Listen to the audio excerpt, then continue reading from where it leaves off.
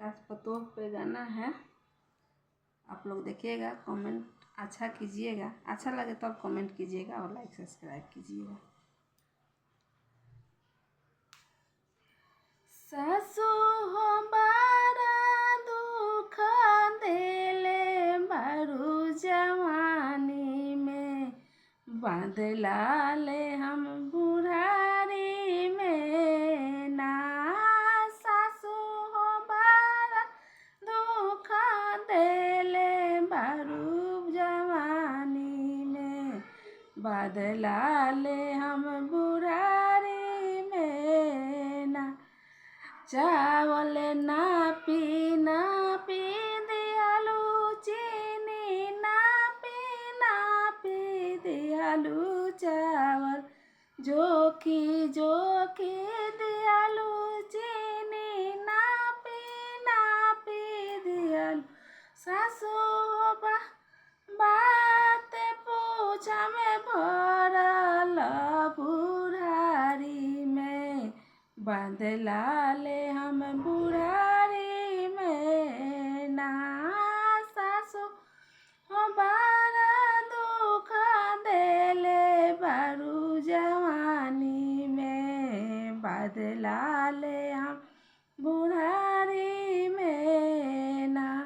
रोटिया गिनी दियालू, सब्जिया पाना से दियालू, रोटिया गिनी दियालू, सब्जिया पाना से दियालू।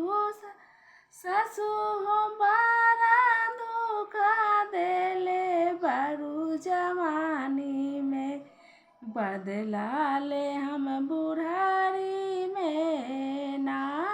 सखी सासु हो बड़ा दुख देले बारू जवानी में, बांधला ले हम बुढ़ारी में ना। सासु घरवा बाहर तू कैलू, घरवा बाहर तू कैलू। सासु बहुआ चली जा तू अपना नैहर में, बारा दुख सह बहुआ छोड़ी जा तू अपना नैहर में, बबुआ हमर शहर में ना।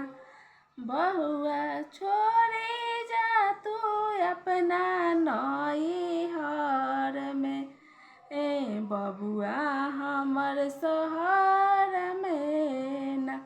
सासु हो बड़ा दुख देले बारू जवानी में, बांधला ले हम बुढ़ारी में ना।